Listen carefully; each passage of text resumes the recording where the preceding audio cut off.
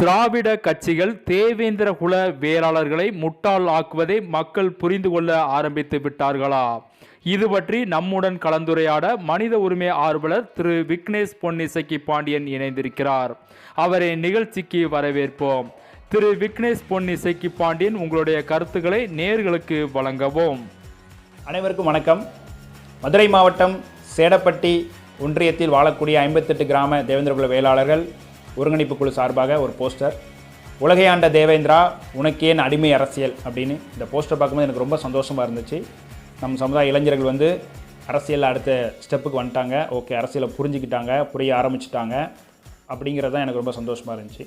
அந்த போஸ்டரில் என்ன சொல்கிறாங்க அப்படின்னா, இந்த சேடப்பட்டி ஒன்றியத்தில் பெரும்பான்மை சமூகமாக வாழக்கூடிய தேவேந்திர குல வேளாளர்களுக்கு ஒரு ஒன்றிய செயலர் பதவி கொடுப்பதற்கு திராவிட மாடல் அரசு மறுக்குது.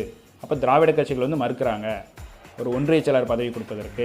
அப்போ எங்களுக்கு இந்த பதவி கொடுக்க மறுக்கக்கூடிய திராவிட கட்சிகளை நாங்கள் புறக்கணிக்கிறோம், எங்களுக்கு அவங்க தேவையில்லை, எங்கள் அரசியல் அதிகாரத்தையும் நாங்கள் மீட்டெடுப்போம் அப்படிங்கிறது தான் அந்த போஸ்டர். இதை பார்க்கும்போது உண்மையிலே எனக்கு ரொம்ப சந்தோஷமாக இருந்துச்சு. ஏன்னா இளைஞர்கள் நினச்சாங்க அப்படின்னா இந்த சமுதாயத்தை ஒரு மாற்றி அமைக்கக்கூடிய சக்தி இளைஞர்களுக்கு அதிகமாக இருக்கிறது. ஏன்னா இன்றைக்கி இளைஞர் பார்க்குறான், இது மாற்றத்தை எப்படின்னு பார்க்குறான்னா, ஓகே நம்ம அப்பா கஷ்டப்பட்டுட்டு தான் இருந்தார் இந்த கட்சியில் நம்ம தாத்தாவும் இப்படி தான் கஷ்டப்படன்னு சொல்லி அப்பா சொன்னாங்க, தாத்தாவோட தாத்தா பாட்டம் முப்பாட்டம் எல்லோரும் இப்படி தான் கஷ்டப்பட்டு இருந்தாங்க. அப்போ இதில் என்ன பிரச்சனை? அப்போ நமக்கான அரசியல் அதிகாரம் அங்கீகாரம் திராவிட கட்சிகள் கொடுக்கறதில்ல.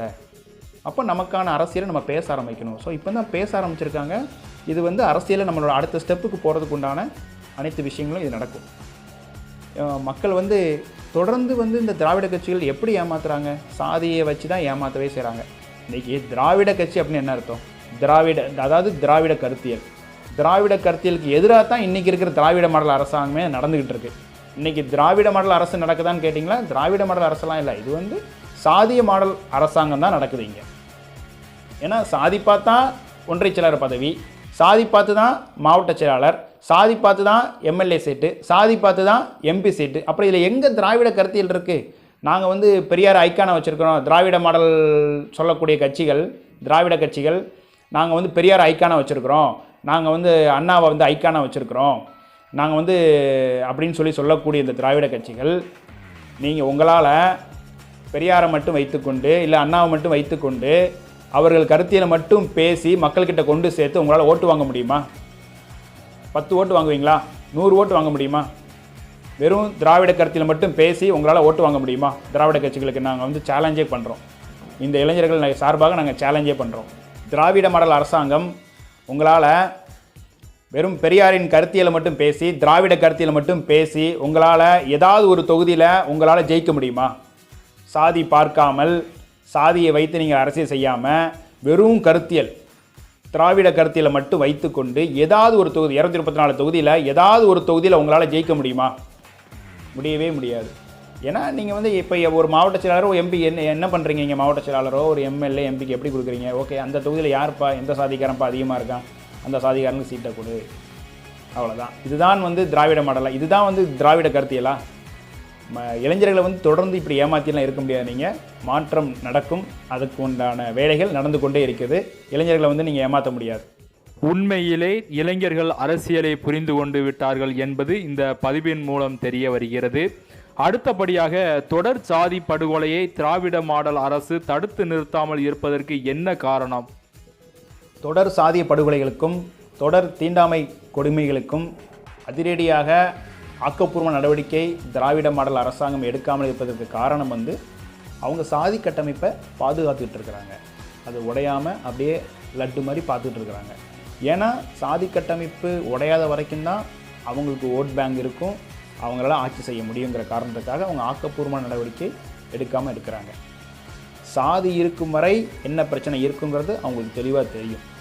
இன்றைக்கி திராவிட கட்சிகள் திராவிட கருத்தியல் தான், கருத்தியலை அப்படியே மறந்துட்டாங்கன்னு நினைக்கிறேன். திராவிட கருத்தியல் என்னென்னு தெரியல போல் அவங்களுக்கு. இப்போ திராவிட கருத்தியல் இப்போ உள்ள திராவிட மாடல் கட்சிக்கு திராவிட கருத்திகளை கம்ப்ளீட்டாக மறந்துட்டாங்க. உண்மையிலே திராவிட மாடல் அரசாங்கத்துக்கு மக்கள் மீது உண்மையிலே ஒரு அக்கறை இருக்குது அப்படின்னா அவங்க என்ன பண்ணியிருக்காங்க? தென் மாவட்டத்தில் அதிகமாக சாதி பிரச்சனைகள் இருக்குப்பா, சாதி படுகொலைகள் நடந்துகிட்டு இருக்குது, சாதி தீண்டாமை நடந்துகிட்டு இருக்குது, இன்னும் சாதி கொடுமைகள் அங்கே இருக்குது. அப்போது அந்த மாவட்டங்களில் எந்த சமுதாயம் வந்து பாதிப்புக்குள்ளாகுதோ அந்த சமுதாயத்தை சார்ந்த ஒருத்தரை வந்து ஒரு பிரதிநிதியாக நீங்கள் தேர்ந்தெடுக்கணும்.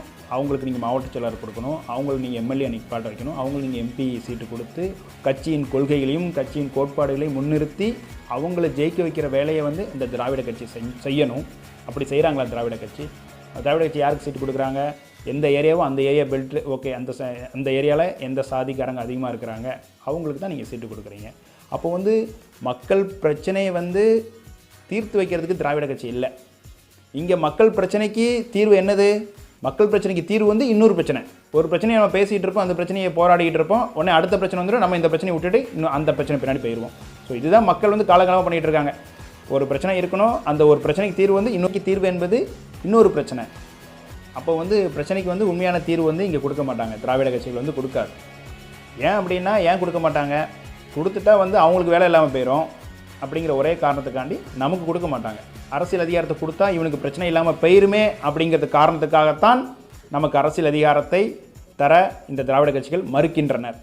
உண்மையிலே இந்த கருத்தை நாங்கள் மனப்பூர்வமாக ஏற்றுக்கொள்கிறோம். அடுத்தபடியாக, உண்மையில் களத்தில் இறங்கி மக்களுக்காக குரல் கொடுக்கும் களப் போராளிகளை மக்கள் எவ்வாறு பார்க்கிறார்கள்?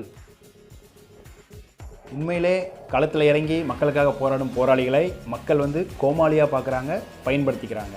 அவங்களோட தனிப்பட்ட பிரச்சனையாக இருக்குது அப்படின்னா அந்த போராளி போய் பார்ப்பாங்க, தேடுவாங்க. அண்ணா எனக்கு பிரச்சனை வாங்கினேன், போலீஸ் ஸ்டேஷன் வாங்கினேன், தாலுகா ஆஃபீஸ் வாங்கினேன், கலெக்டர் ஆஃபீஸ் வாங்கினேன், எஸ்பி ஆஃபீஸ் வாங்கினேன்னு சொல்லி கூப்பிடுவான்.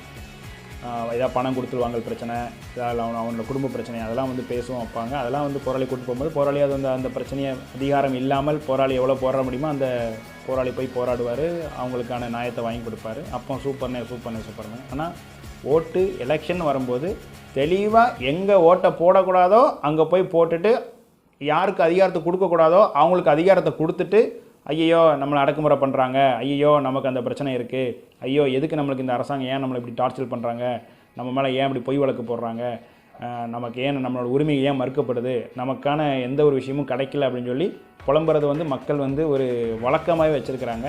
இந்த வழக்கம் மாற வேண்டும். மக்கள் வந்து உங்களுக்கான தலைவனை, அரசியல் தலைவர்களை நீங்கள் கரெக்டாக பார்த்து தேர்ந்தெடுக்கணும். அது நம்மளோட கடமை. உண்மையிலே களப் போராளிகளை மக்கள் கோமாளியாக தான் பார்க்கிறார்கள் என்பது இந்த பதிவின் மூலம் தெரிய வருகிறது. இறுதியாக, பட்டியல் வெளியேற்றத்திற்கு பிறகு திராவிட மாடல் அரசாங்கம் தேவேந்திரகுல வேளாளர் சமுதாயத்திற்கு எத்தனை சீட்டுகள் பொது தொகுதியில் கொடுக்கும்? உங்களுடைய கருத்துக்களை சுருக்கமாக பதிவிடவும். இன்றைக்கி நம்ம பட்டியலில் இருக்கிறோம். அதனால் பட்டியலின மக்களுக்கு ஒதுக்கப்பட்ட ரிசர்வ் தொகுதியில் நமக்கு வந்து திராவிட மாடல் கட்சி வந்து நமக்கு எம்எல்ஏ சீட்டு, எம்பி சீட்டு கொடுக்குறாங்க. அதுவும் நம்ம பெரும்பான்மையாக இருக்கக்கூடிய இடத்துல நமக்கு எம்எல்ஏ சீட்டு, எம்பி சீட்டு கொடுக்குறாங்க. நம்ம நிற்கிறோம். ஏன்னா அந்த இடத்துல பட்டியலின மக்கள் தான் நிற்க முடியும், எலெக்ஷனில் கண்டெஸ்ட் பண்ண முடியும் அப்படிங்கிற காரணத்துக்காக நமக்கு வாய்ப்பு கொடுக்கப்படுது. இப்போ பட்டியல் வெளியேற்றத்துக்கு அப்புறம் வந்து நம்ம பட்டியல ரிசர்வ் தொகுதியில் நிற்க முடியாது, நம்ம பொது தொகுதிக்கு வந்துடுறோம். அப்போ பொது தொகுதியில் எந்தெந்த தொகுதி வந்து இந்த திராவிட மாடல் கட்சி வந்து தேவேந்திரகுல வேளாளர் சமுதாயத்துக்கு கொடுக்க போகுது? 234 தொகுதியில் எந்தெந்த தொகுதி பொது தொகுதியில் வந்து நம்ம மக்களை நிப்பாட்ட போகிறாங்க? எம்பி தொகுதி வந்து ரிசர்வ் தொகுதி அல்லாத எம்பி தொகுதியில் எந்தெந்த எம்பி தொகுதியில் வந்து நம்ம தேவேந்திரகுல வேளாளர் சமுதாயத்தை சார்ந்த மக்களை வந்து நிப்பாட்ட போகிறாங்க அப்படிங்கிறத இந்த திராவிட மாடல் கட்சி தான் வந்து, இந்த திராவிட மாடல் கட்சியில் இருக்கக்கூடிய சிட்டிங் எம்எல்ஏ, சிட்டிங் எம்பி இருக்காங்க, அவங்க தான் இதை சொல்லணும். கண்டிப்பாக பட்டியல் வெளியேற்றத்திற்கு பிறகு தேவேந்திரகுல வேளாளர் சமுதாயத்திற்கு எத்தனை பொது தொகுதிகள் கிடைக்கும் என்பதை பொறுத்திருந்து பார்ப்போம். உங்களுடைய பொன்னான நேரத்தை எங்களுடன் பகிர்ந்து கொண்டமைக்கு மிக்க நன்றி. பிறப்பால் அனைவரும் சமம், பிறப்பால் உயர்ந்தோர் தாழ்ந்தோர் என்று எவரும் கிடையாது. சக மனிதனை இழிவுபடுத்தும் சாதி அழிய வேண்டும். சாதியற்ற ஒரு தேசம்தான் தமிழ் தேசியம். தமிழ் தேசியம் உருவாக வேண்டும். சாதி இருக்கும் வரை தீண்டாமை இருக்கும், தீண்டாமை இருக்கும் வரை பாகுபாடு இருக்கும், பாகுபாடு இருக்கும் வரை எல்லாமே இருக்கும்.